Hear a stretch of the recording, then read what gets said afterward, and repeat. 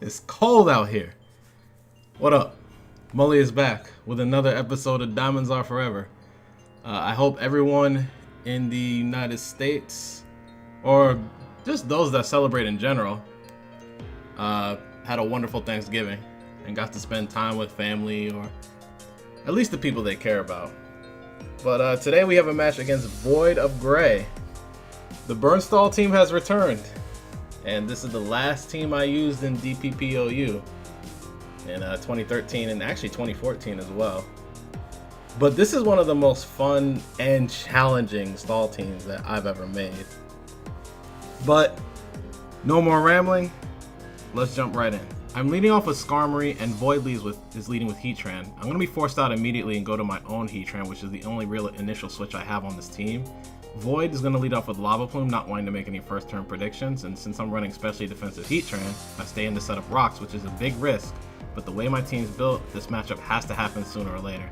I do outspeed, confirming that this Heatran is also specially defensive, because I run 4 extra speed EVs to outrun other specially defensive Heatran, and Earth Power is not a one-hit KO. I get even ballsier and switch directly to Dugtrio, expecting Void to go for the KO with another Earth Power, and it ends up working out. Normally though, I should sack Heatran and bring Dougie in on the free switch, but I figured I could find some use for Heatran later on. And I lock in a Choice Band Earthquake, get the one-hit KO, so now my team can function much better with Heatran out of the way. Void reveals Gyarados on the free switch. Of course I'm forced to switch out, unless I want to just give out free wins. Celebi's my best initial switch for any Gyarados on this team, and I have to hope this one doesn't carry Taunt or else the whole protocol gets messed up. Dragon Dance gets shown, which is no surprise, and the plan was to go for Paris Song, stall this Gyarados out by spamming Recover.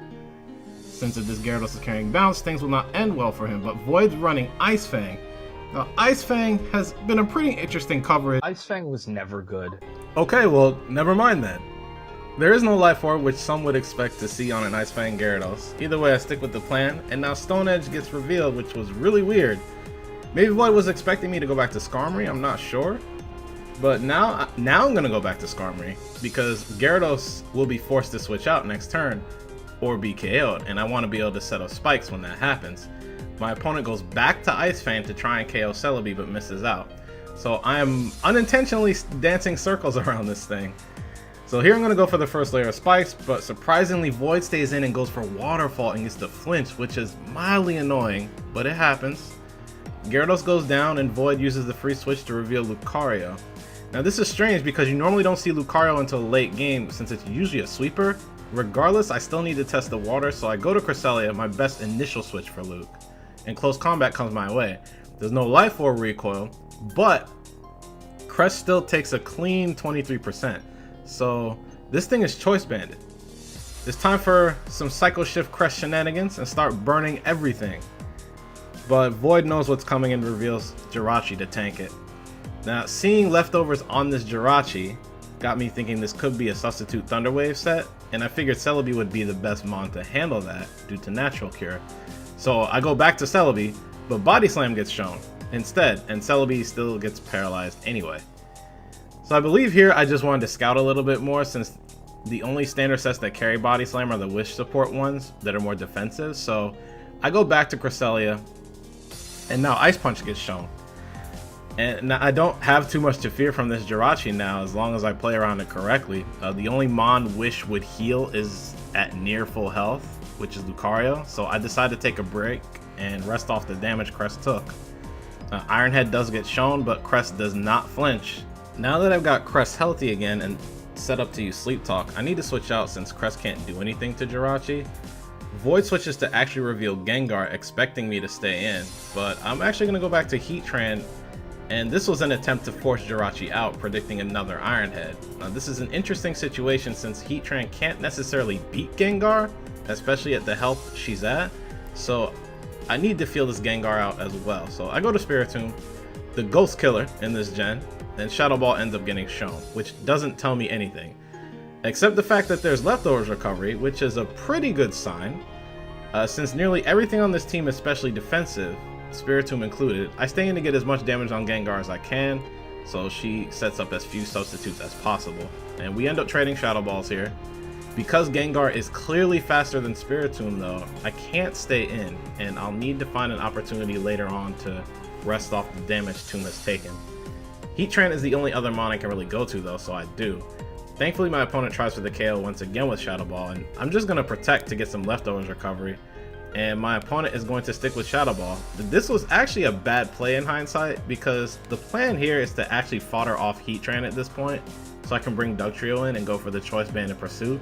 This just gave Gengar more recovery to work with. Now I click Lava Plume, fully expecting to be KO'd by Focus Blast, except Void goes for Shadow Ball instead. I don't know why, except for Void might have been spooked by the possibility I could switch back to Spiritomb on the Focus Blast. But I wasn't going to risk that. Focus Blast would have easily OHKO'd Heat Tran, but I get the free KO instead. The last Pokemon gets revealed, which is Scizor. I stayed in to scout the set.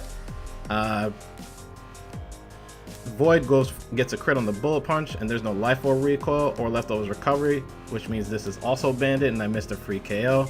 Brought Skarmory in on the free switch so I could roost up, and Void gets another crit on the Bullet Punch and gets another KO, which also mattered. So I'm a little annoyed by the back-to-back crits, and I bring Cresselia in since she's the next mon up. So there's a back and forth here of Bullet Punches and Sleep Talk turns though. I know if I can burn both Scizor and Lucario, then it's game.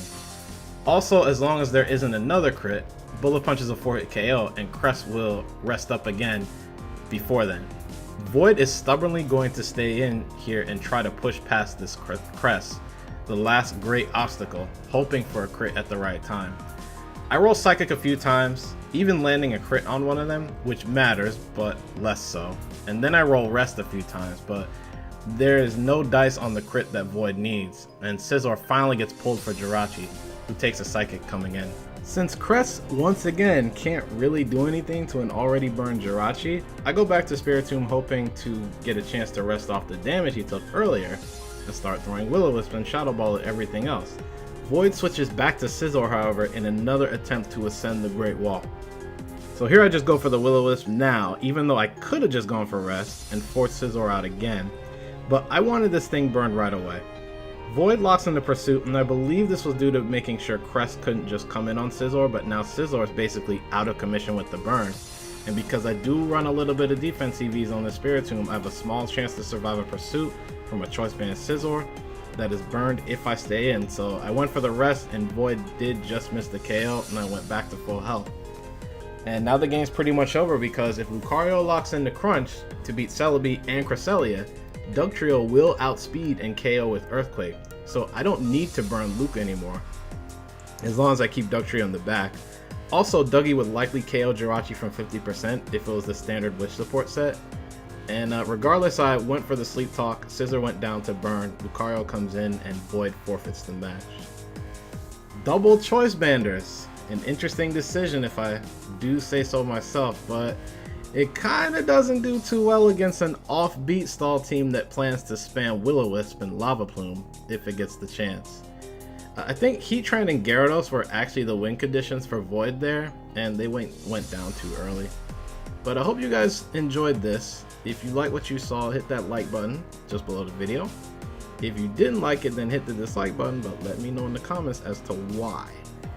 If you don't want to miss the future stuff coming down the pipe, subscribe to the channel if you haven't done so already. Links to all the social clubs that I hang out at are in the description box below. Twitter, Google+, Twitch, etc, etc.